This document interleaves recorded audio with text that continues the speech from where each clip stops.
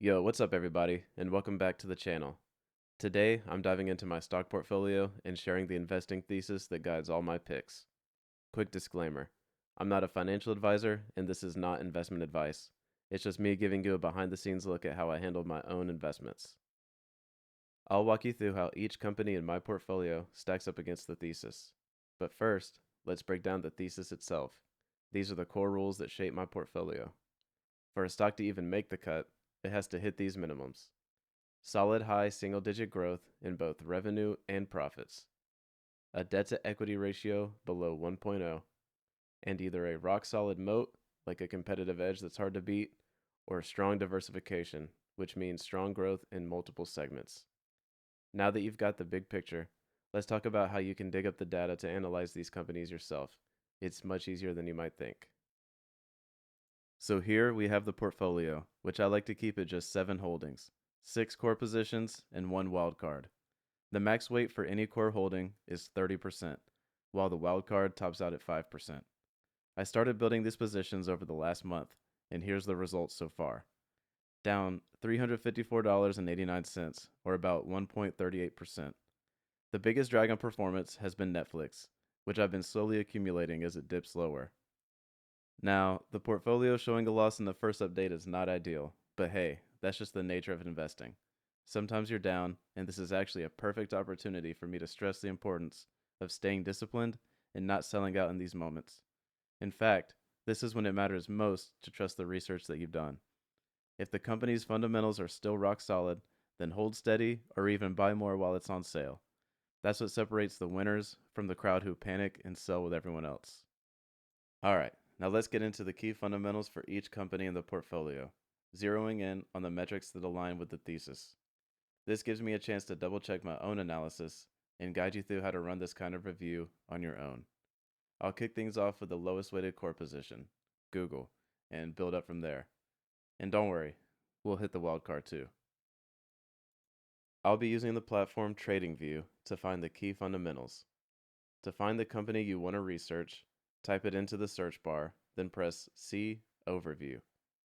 Now you want to go to the Financials tab, then select Statements. Here, you will see the income statement, which has the revenue and profit numbers. You can use annual or quarterly, but I prefer quarterly. Google surpasses my minimums easily with consistent double-digit growth to the revenue and profits. This chart is very impressive, and now we will check on the debt to equity ratio. You can scroll back up and select Statistics, then scroll down to the solvency ratios to find the debt to equity.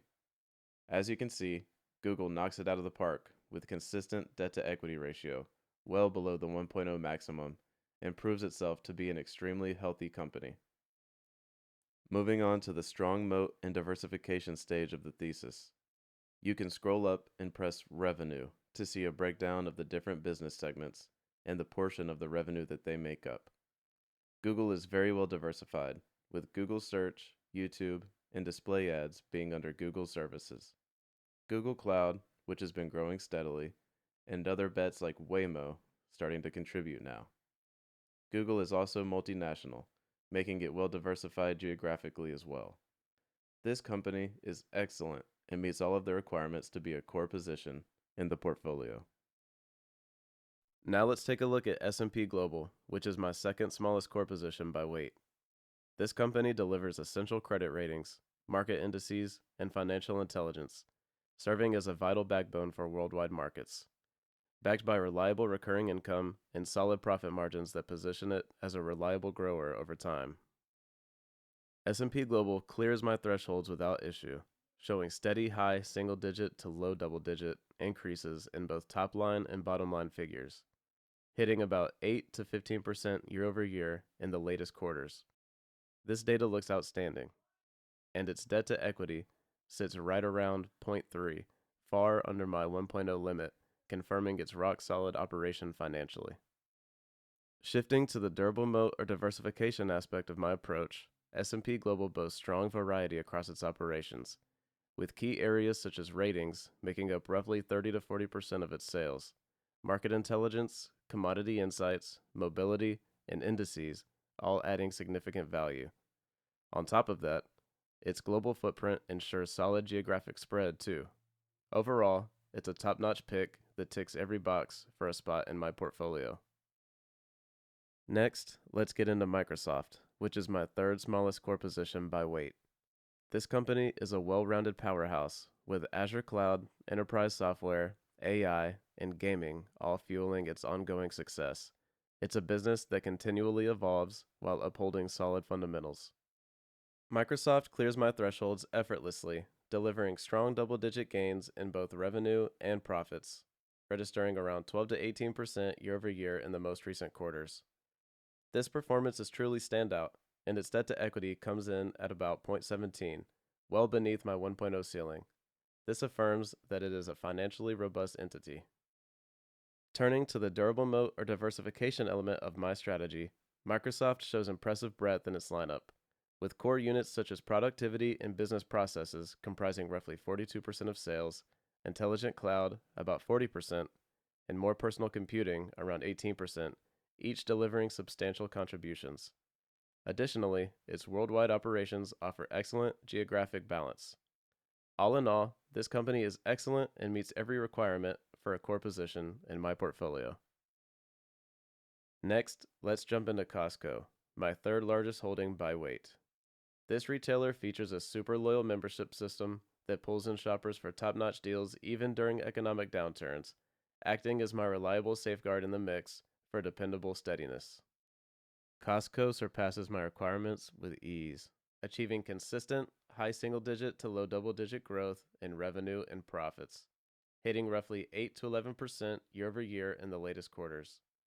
This track record is really remarkable, and its debt to equity ratio stands at around 0.27, comfortably under my 1.0 cap, underscoring that it's a fiscally sound powerhouse.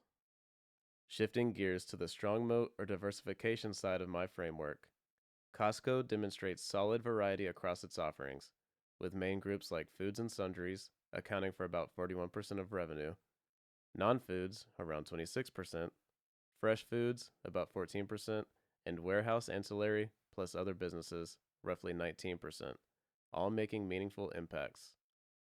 On top of that, its international presence provides great regional diversity. In the end, this is a fantastic choice that satisfies all the criteria for a key slot in my portfolio. Next, let's hop over to Amazon, my second largest core holding by weight. This giant extends far past online shopping. Think AWS, supply chain ops, ad revenue, and healthcare initiatives. Such broad diversification creates tough to beat toughness, and I believe it's primed for a continued expansion even at its massive size. Amazon breezes by my standards without a hitch, notching steady low double-digit upticks in revenue and profits, landing around 11 to 14% year over year in recent periods. This history is genuinely impressive, and its debt to equity ratio clocks in at about 0.4, nicely below my 1.0 threshold. This really highlights the financial strength of the company. As for the strong moat and diversification piece of my thesis, Amazon has tremendous variety in its operations, featuring main segments like online stores, which account for about 37% of revenue, third-party seller services, around 24%, AWS, roughly 18%, advertising, 10%, subscription services, 7%, physical stores, 3%, and other, 1%, all contributing in big ways. And with its worldwide footprint, it enjoys excellent geographic diversity as well. All in all, this makes it a standout pick that hits every mark for a core position in my portfolio. Now let's check out Netflix, my largest holding. This powerhouse keeps leading the global streaming scene, fueled by robust subscriber gains and ventures into gaming. I view it as the frontrunner in digital entertainment with plenty of upside ahead. Netflix handles my benchmarks with ease, achieving consistent double-digit growth in revenue and profits, hitting roughly 9 to 17% year over year in the latest quarters. Their track record is outstanding, and its debt to equity ratio stands at around 0.56, comfortably under my 1.0 cap, making it a very secure company financially. Now for the moat and diversification side of my thesis. Netflix has an incredibly sticky moat thanks to its massive, constantly expanding content library and those addictive originals that keep subs coming back every month. Plus, its cultural dominance is undeniable. It shapes pop culture with blockbuster hits like Stranger Things, Squid Game, and K-pop Demon Hunters that get everyone buzzing. And on top of that, new ventures like gaming, podcasts, and physical experiential spots, such as the Netflix house locations, are bringing in fresh diversification, attracting even more revenue and fans from around the world. All in all, Netflix is a standout choice that checks every box for a core position in my portfolio. Next, I'll go over my wildcard pick, Hasbro.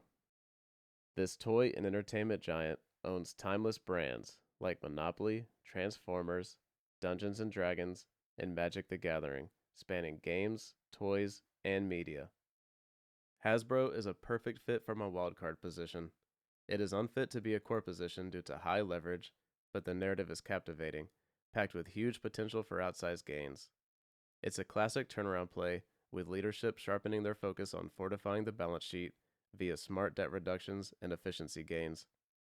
Meanwhile, Wizards of the Coast is on fire, posting 42% revenue growth in Q3 thanks to Magic the Gathering's performance. The push into digital gaming and licensing is sparking exciting new opportunities, as it has taken its tabletop games to online apps, and soon to be releasing an RPG video game called Exodus. This company has solid IP, products, and a bright future, earning its position as my wild card. My investing thesis is purposefully simple and disciplined. I look for companies that can consistently deliver high single-digit or better growth to the top and bottom lines, keep the debt-to-equity ratio below 1.0, and operate with a strong competitive moat or meaningful diversification. Put together, those qualities create the kind of long-term resilience and steady compounding that can carry a portfolio through any market cycle. Thanks for tuning in. Share your thoughts or your own picks in the comments. Hit the like button if you enjoyed the breakdown, and subscribe for more. I'll see you in the next one. Gary, now I know I was wrong. I messed up, and now you're gone. Krampus.